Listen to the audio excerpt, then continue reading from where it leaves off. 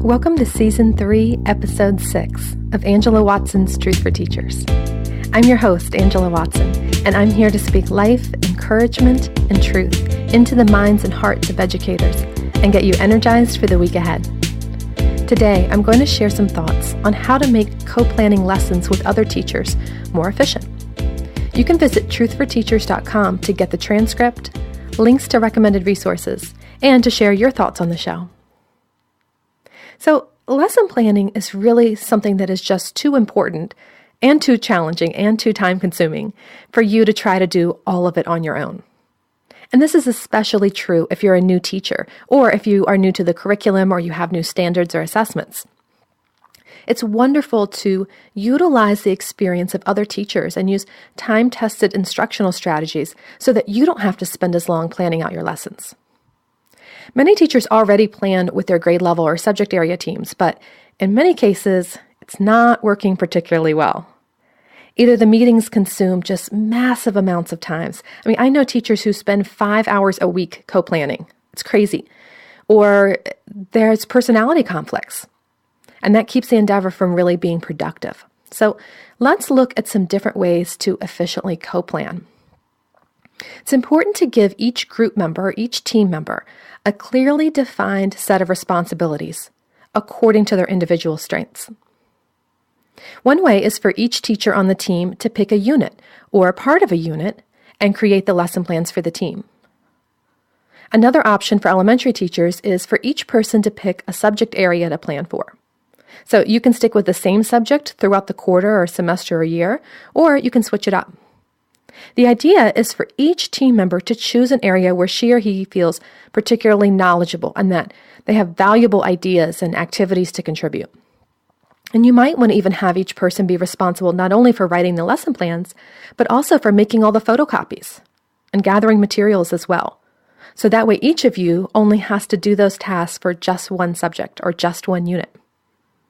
And keep in mind that this approach can be helpful even if your team members have very different teaching styles. You don't have to necessarily plan the activities for one another. If your administrators require extremely detailed, multi-page lesson plans for every single day, chances are good that you don't actually use every word of those plans when you're teaching your lessons. They're just for documentation purposes. So co-plan the official lesson plans, and then each of you can tweak the implementation to fit your own personal teaching styles. This is a whole lot quicker than trying to write everything out yourself from scratch.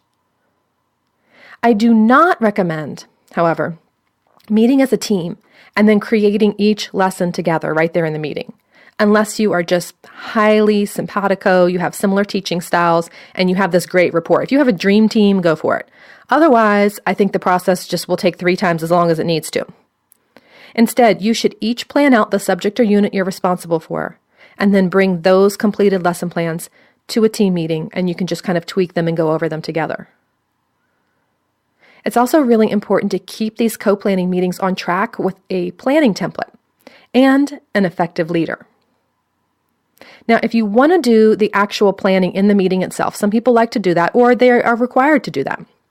Make sure you're using some sort of planning template in which each team member is brainstorming a number of effective strategies and activities for teaching each skill, and then comes to the meeting with that template already completed.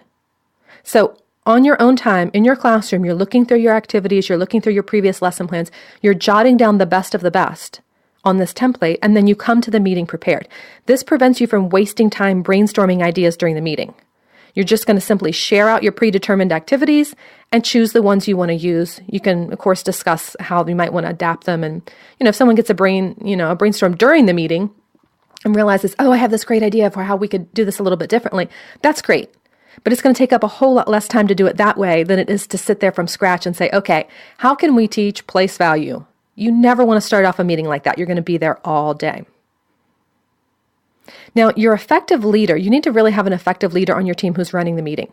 If the person who is responsible for leading your team meeting won't redirect others when they go off on tangents, or that person can't make decisions, determine who is the most forthright, the most no-nonsense member of your team, and consider approaching him or her about this.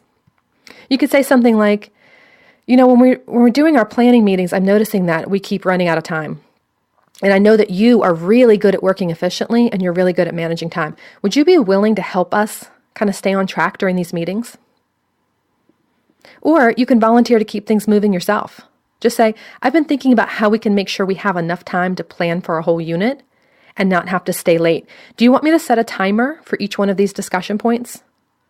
So don't be afraid to take the lead on that. Don't just sit there and silently fume to yourself about how poorly run the meeting is. Take charge.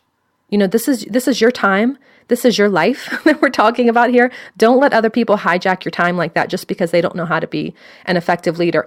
And they may be grateful for the help. You never know. Now, another way that you can collaborate more efficiently is using the cloud, of course. If your team doesn't want to use a lesson planning website or app like planbook.com, and let me just say for a second, I really, really love planbook.com. I've talked to a lot of teachers about the best lesson plan form, and this is the one that people really seem to like the most. There is a free version. I recommend upgrading to the paid version, which is $1 a month, because then what you can do is you can import this year's lesson plans into next year's, so that next year most of the work will be done for you already. So planbook.com is awesome, and it offers a collaborative planning option so your whole team can access it and contribute to it. So that's really what I recommend the most. If your team doesn't want to do that, you could always just use Google Drive. You can create Google Docs or Google spreadsheets for your lessons, whatever you prefer, and then share them with your team. Your colleagues can add comments or make edits if you allow them to, meaning that each person can offer input on lesson plans at a time that's convenient for him or her. You don't have to do this in a meeting.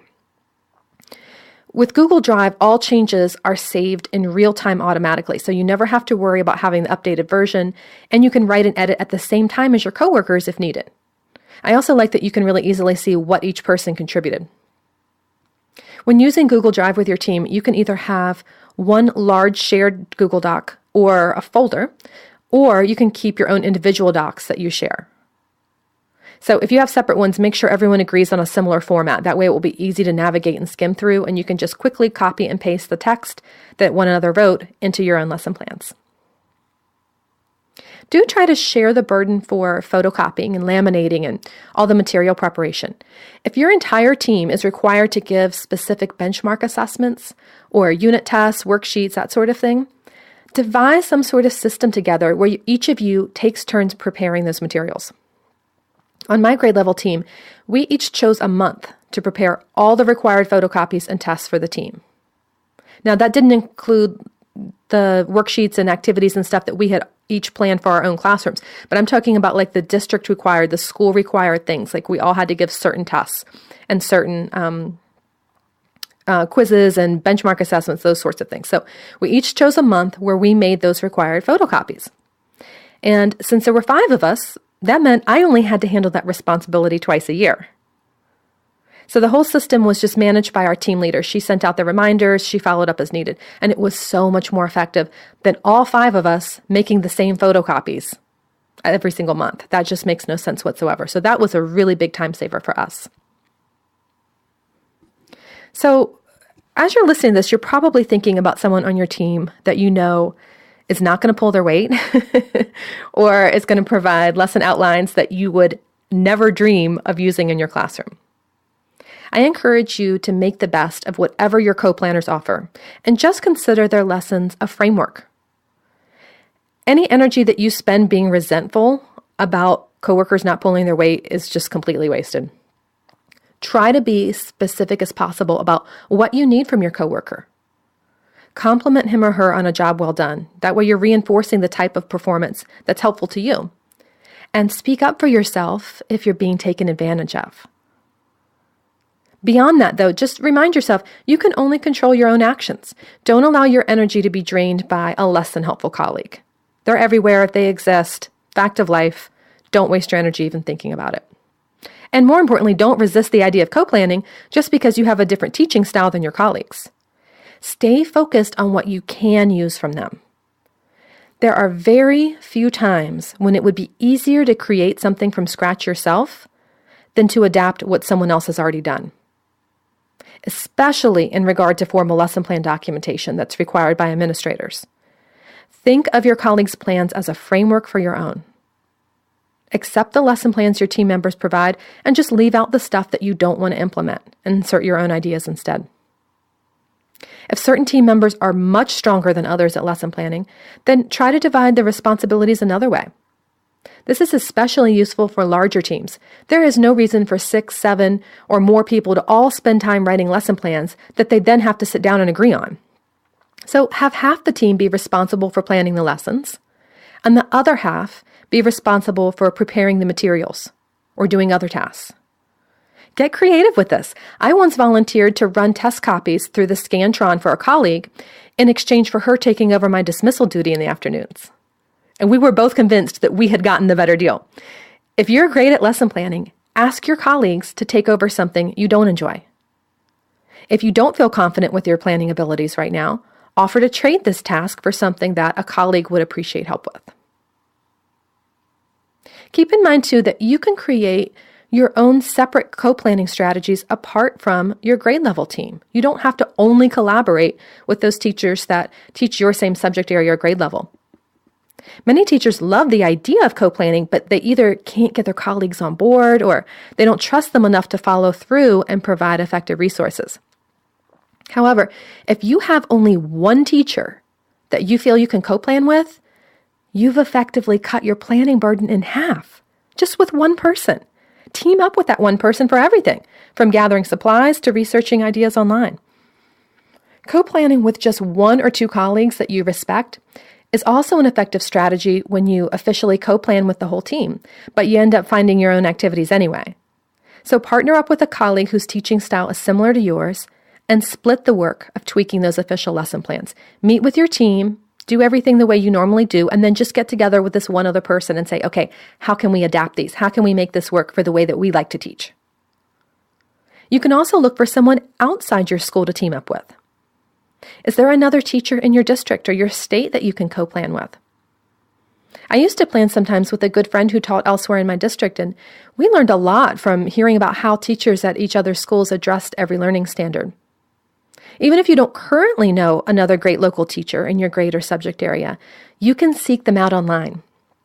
There are all kinds of Facebook groups for teachers, Twitter chats, Instagram hashtags, all these sorts of things that will allow you to find like-minded teachers and collaborate with them. With tools like Google Drive and Skype and FaceTime and Voxer, you don't have to meet face-to-face to plan, ever. You can just do a Google Hangout even. So there's really no reason for you to be stuck trying to do everything alone just because you don't have someone in your school.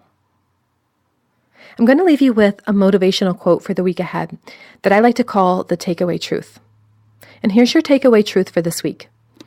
There's no point in being unhappy about things you can't change, and no point in being unhappy about things that you can. That's from Dan Harris. Accept whatever your current situation is with lesson planning. Whatever it is, that's what it is. Focus on changing the things that you can. I'd love to hear your thoughts on the show. Go to thecornerstoneforteachers.com/S3Ep6. That's for Season 3, Episode 6, and you can leave your comments. Thanks for listening. Have a fantastic week. You can do this, and remember, it's not going to be easy. It's going to be worth it.